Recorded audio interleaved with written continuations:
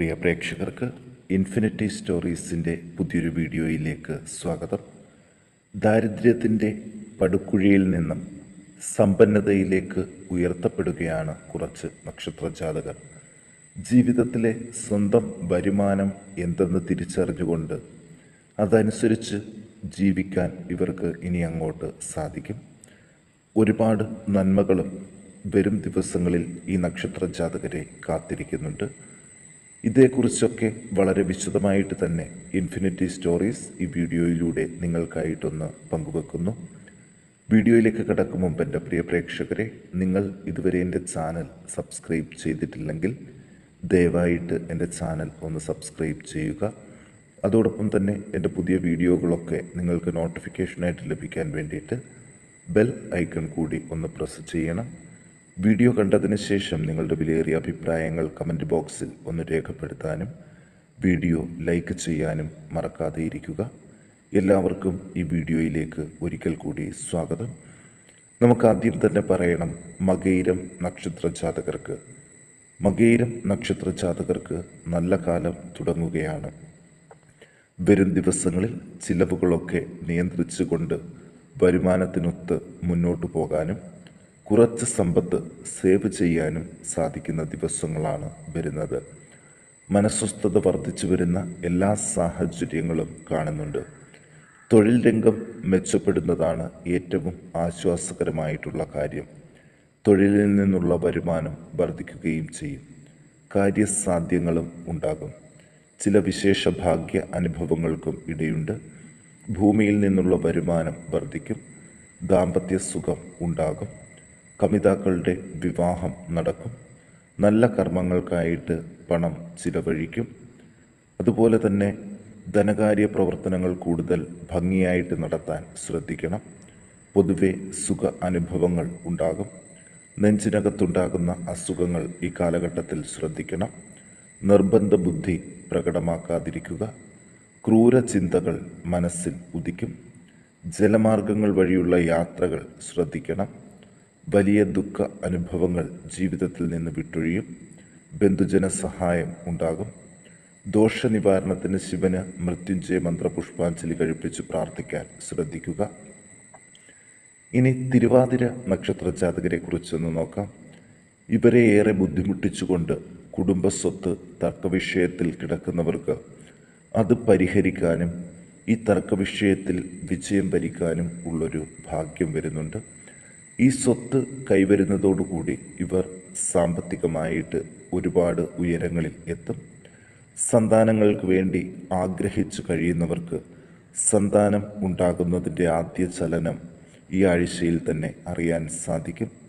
മറ്റുള്ളവരുടെ കാര്യങ്ങളിൽ വലിയ താല്പര്യം എടുത്ത് പ്രവർത്തിക്കുന്നത് കുറച്ച് നഷ്ടങ്ങളിലേക്ക് കൊണ്ടുപോകും. പാപകർമ്മങ്ങളിൽ നിന്ന് ഒഴിഞ്ഞു നിൽക്കാൻ സാധിക്കും. പുതിയ സംരംഭങ്ങളിൽ ഏർപ്പെട്ടിരിക്കുന്നവർക്ക് ഇത് 100% വിജയത്തിലേക്ക് എത്തും. മറ്റുള്ളവരെക്കുറിച്ച് അപവാദം പറയാതിരിക്കുക. ബന്ധുജനങ്ങൾ വിരോധത്തിലാക്കാതിരിക്കാനും ഒന്ന് ശ്രദ്ധിക്കണം. അലങ്കാര വസ്തുക്കളോ ഇല്ലെങ്കിൽ വിലപിടിപ്പുള്ള മറ്റ് സമ്മാനങ്ങളോ ഒക്കെ ലഭിക്കാനുള്ളൊരു സാധ്യത കാണുന്നുണ്ട്. അഭീഷ്ടകാര്യ സിദ്ധി ഉണ്ടാകും. വ്രണങ്ങൾ, പ്രമേഹബന്ധിയായിട്ടുള്ള മറ്റ് അസുഖങ്ങൾ, സന്ധിവേദന ഇവ ശ്രദ്ധിക്കണം. പലവിധത്തിലുള്ള ആപത്തുകളും വിട്ടൊഴിയും. ചില സുഖ അനുഭവങ്ങൾ ഉണ്ടാകും. ധനകാര്യ പ്രവർത്തനങ്ങൾക്ക് മുടക്കം വരാതിരിക്കാൻ ശ്രദ്ധിക്കണം. ഉപാസനകൾക്ക് തടസ്സം വരാതിരിക്കാനും ശ്രദ്ധിക്കണം. നാൽക്കാലികൾക്ക് അസുഖങ്ങൾ ഉണ്ടാകാൻ സാധ്യതയുണ്ട്. ഇവർ ദോഷനിവാരണത്തിന് ഗണപതി ഹോമം കഴിപ്പിച്ച് പ്രാർത്ഥിക്കാൻ പ്രത്യേകം ശ്രദ്ധിക്കുക. ഇനി പൂയം നക്ഷത്രജാതകരെ കുറിച്ചൊന്ന് നോക്കാം. ബന്ധുജനങ്ങളുടെ സഹായ സഹകരണം കൊണ്ട് വിദേശത്ത് പോകാനും സാമ്പത്തിക പുരോഗതി കൈവരിക്കാനും ഈ ആഴ്ച അനുകൂലമാണ്. വിവാഹ ആലോചനകൾ ഉറപ്പിക്കാനും അതുപോലെ തന്നെ ഉറപ്പിച്ച വിവാഹങ്ങൾ വളരെ മംഗളകരമായിട്ട് നടത്താനും ഈ ആഴ്ചയിൽ സാധിക്കും. സാമ്പത്തിക പുരോഗതിയുടെ നെറുകയിൽ എത്താൻ സാധ്യതയുള്ളതുകൊണ്ട് ഒരു ഭാഗ്യപരീക്ഷണം നടത്തുന്നത് വഴി ചില നേട്ടങ്ങൾ ഇവർക്കുണ്ടാകും. കുടുംബത്തിൽ സ്ത്രീജനങ്ങൾ വഴി സാമ്പത്തിക നേട്ടങ്ങൾ പ്രതീക്ഷിക്കാം. ഗവൺമെൻറ്റുമായിട്ടുള്ള കാര്യങ്ങളിലെ കാലതാമസങ്ങൾ നീങ്ങി ബില്ലുകൾ മാറി ധനം കൈവരാൻ യോഗം ഉണ്ട്. പണം തിരികെ തരാനുള്ളവരുമായിട്ടുള്ള കലഹങ്ങൾ വലുതാകാതെ ശ്രദ്ധിക്കണം. നേതൃഗുണം ലഭിക്കും. അധികാരസ്ഥാനങ്ങളിൽ എത്താനുള്ള സാധ്യതകളുണ്ട്. അച്ഛനുമായോ പിതൃതുല്യരായ മറ്റുള്ളവരുമായിട്ടോ കലഹങ്ങൾ ഉണ്ടാകാതെ ശ്രദ്ധിക്കണം. അക്ഷമ കൂടുതലാകാതിരിക്കാൻ ശ്രദ്ധ വേണം. ദാനശീലം ചില ബുദ്ധിമുട്ടുകൾ ഉണ്ടാക്കാൻ സാധ്യതയുണ്ട്. ശൂരത പ്രകടിപ്പിക്കാതിരിക്കുക. പലവിധ രോഗാരിഷ്ടതകൾ, പ്രത്യേകിച്ച് ത്വക്ക് ബന്ധിയായവയ്ക്ക് സാധ്യതയുണ്ട്. ഭാഗ്യ അനുഭവങ്ങൾക്കുള്ള തടസ്സങ്ങൾ നീങ്ങിവരും. സഹായികളുമായിട്ട് വേർപിരിയാതിരിക്കാൻ ശ്രദ്ധിക്കണം. ദോഷനിവാരണത്തിന് ശാസ്താവിന് നീരാജനം കഴിപ്പിച്ച് പ്രാർത്ഥിക്കാൻ പ്രത്യേകം ശ്രദ്ധിച്ചാൽ ഈ ആഴ്ച സാമ്പത്തിക പുരോഗതി ഉണ്ടാകും. ഇനി പൂരം നക്ഷത്ര ജാതകരെക്കുറിച്ച് നോക്കാം. പൂരം നക്ഷത്ര ജാതകരും സാമ്പത്തിക പുരോഗതിയുടെ നെറുകയിൽ എത്തിയിരിക്കുന്ന ദിവസങ്ങൾ തന്നെയാണ്.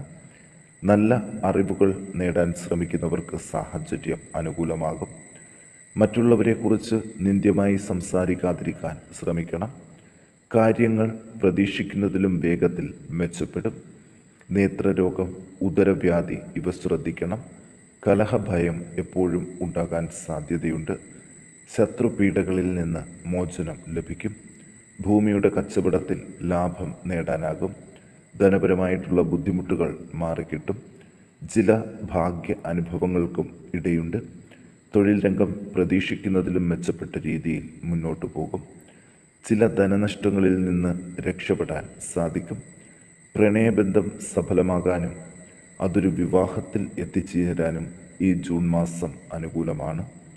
പുതിയ ഗൃഹനിർമ്മാണത്തിന് തുടക്കം കുറിക്കാം. നാൽക്കാലി വളർത്തൽ മെച്ചപ്പെടും. അഗ്നിബാധ ഒന്ന് ശ്രദ്ധിക്കണം. ദോഷനിവാരണത്തിന് ഭഗവതി ക്ഷേത്രത്തിൽ ഭാഗ്യസൂക്തം പുഷ്പാഞ്ജലി കഴിപ്പിച്ച് പ്രാർത്ഥിക്കാൻ പ്രത്യേകം ശ്രദ്ധിക്കുക. ഇനി നമുക്ക് അത്തം നക്ഷത്ര ജാതകരെക്കുറിച്ച് നോക്കാം. ഇവരെ ഏറെ വിഷമിപ്പിക്കുന്ന പല ദുഃഖ അനുഭവങ്ങൾക്കും കുറവ് വരികയും സന്തോഷകരമായൊരു ജീവിതവും സാമ്പത്തിക പുരോഗതിയും കൈവരിക്കാൻ സാധിക്കുന്ന ദിവസങ്ങളാണ് ഇനിയുള്ളത്. മക്കളുടെ ആരോഗ്യകാര്യത്തിലുള്ള വിഷമഘട്ടങ്ങൾ മാറിവരും. ഇനി അങ്ങോട്ടുള്ള ദിവസങ്ങളിൽ അപ്രതീക്ഷിത ഭാഗ്യ അനുഭവങ്ങൾക്കും ഇടയുണ്ട്. ഇവരെ ഏറെ അലട്ടിക്കൊണ്ടിരിക്കുന്ന കാര്യതടസ്സങ്ങൾ മാറിക്കിട്ടും. സ്ഥാനമാനങ്ങളും സ്ഥാനക്കയറ്റവും ലഭിക്കും. കാൽനടയാത്ര കൂടുതലായിട്ട് വേണ്ടിവരും. ബന്ധുജനങ്ങൾക്ക് സൗഖ്യം ലഭിക്കും. ദന്തരോഗം ഉള്ളവർ പല്ലെടുക്കുകയും ശസ്ത്രക്രിയകൾ നടത്തുകയും ചെയ്യാം. വ്യായാധിക്യം ഉണ്ടാകും. ത്വക്കുരോഗം പ്രത്യേകം ശ്രദ്ധിക്കണം. വിദ്യാഭ്യാസത്തിനുള്ള തടസ്സങ്ങൾ തരണം ചെയ്യാൻ സാധിക്കും. തൊഴിൽ രംഗം മെച്ചപ്പെടും. മരാമത്ത് പണിക്കുള്ള ചിലവുകൾ കുറയും. മംഗളകാര്യങ്ങൾക്കുള്ള തടസ്സങ്ങൾ നീങ്ങിവരും. ജന്തുക്കളുടെ ഉപദ്രവം കുറയാൻ സാധ്യതയുണ്ട്. ദോഷനിവാരണത്തിന് സർപ്പ ആരാധനാ കേന്ദ്രത്തിൽ മഞ്ഞൾ പൊടി ചാർത്തി സർപ്പസൂക്തം പുഷ്പാഞ്ജലി കഴിപ്പിച്ച് പ്രാർത്ഥിക്കാൻ പ്രത്യേകം ശ്രദ്ധിക്കണം. ഇനി വിശാഖം നക്ഷത്ര ജാതകരെക്കുറിച്ച് നോക്കാം. സ്വജനങ്ങളുടെ നേതൃത്വം ലഭിക്കും. ബന്ധുജനങ്ങളോട് സ്നേഹബന്ധം കൂടുതലാകും. സജ്ജനങ്ങളുമായി കൂടുതൽ ബന്ധപ്പെടാൻ അവസരങ്ങളുണ്ട്.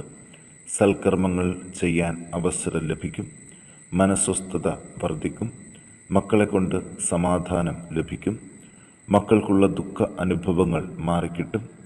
പുതിയ വീടിനായിട്ട് ശ്രമം തുടങ്ങിയാൽ സാഹചര്യം അനുകൂലമാണ്. കാര്യസാധ്യങ്ങളും ഉണ്ടാകും.